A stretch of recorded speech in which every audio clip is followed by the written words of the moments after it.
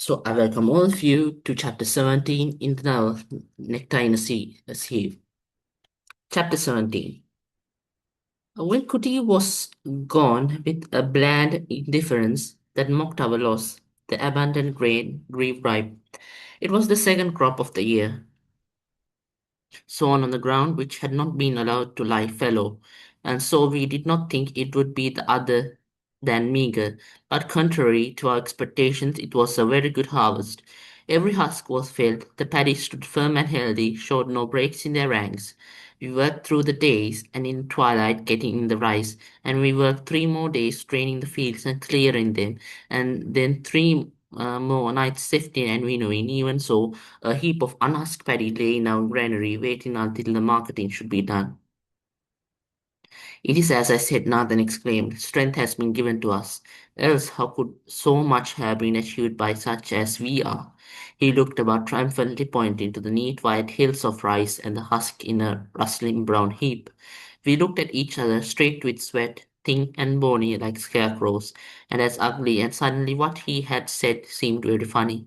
And first Selvum and then Ira began to laugh, helpless, speechless, with tears running down their cheeks, until we all the people slowly joined them, could not help but join in their laughter, and the spectre of what had been pricked at our memories in vain.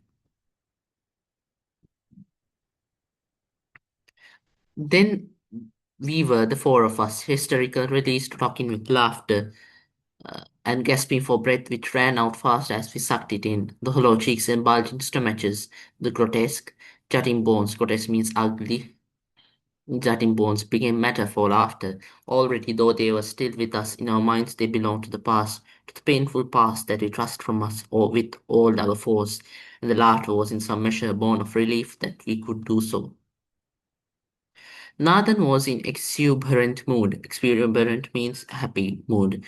He kept slapping his thigh and shaking his head as if he could not believe in so much good fortune. In his palm he held a few grains of rice, rubbing them together to produce a dry rustle which seemed to delight him, for he kept repeating the movements. Perhaps it was to reassure himself that they were real and not part of his desperate imaginings. There will be enough to pay what we owe, he exclaimed, and to keep what we want. We can stock the fields with fish as well, and plant vegetables, I said. I shall need to buy bean seeds and chili seeds and perhaps a few young pumpkin vines. Sweet potatoes, of course, and I have made a lot from my vegetables before. Indeed, yes, he said eagerly. There will be money enough for all this, you will see. God has given another chance. God has given us another chance in His mercy. First the marketing, I said, smiling. For who could not at such optimism? Then the plans.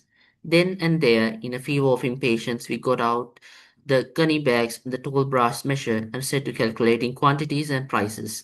The sowing of seed disciplines the body, and the sprouting of the seed uplifts the spirit.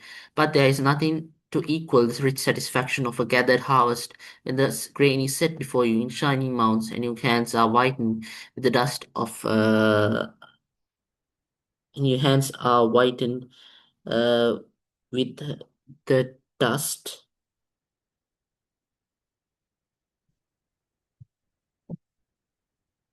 of the good rice on the very act of measuring, of filling the measure,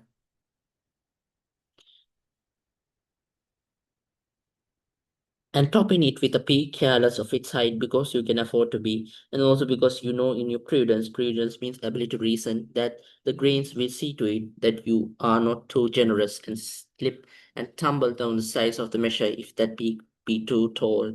So many handfuls to one measure, so many measures to one sack. One after the other, the sacks were filled and put away with rejoicing and thankfulness. Later we go to offer prayers, bearing camphor and kumkum, paddy and oil. Our hearts are very grateful. So, this as a conclusion, we say initially a benevolent provider, the land now seems almost malicious, conspiring to cause Kuti's death, as we saw in the previous paragraph, previous chapter. And after such a devastating thing, with the bland indifference, as Rukmani says, but the bland indifference that mocked the loss, the abundant grain grew ripe. So then the harvest, and we can also say that the harvest and re-arrival of good times is brought out by this chapter. So thus we can say how the destruction, with the eventual destruction, brought a sort of success to the lives of Rukmani and Nathan. So with that, we will end chapter 17, and in the next video, we'll meet with chapter 18. Thank you for watching. Do subscribe to my channel, like my video, and click the bell icon for more videos.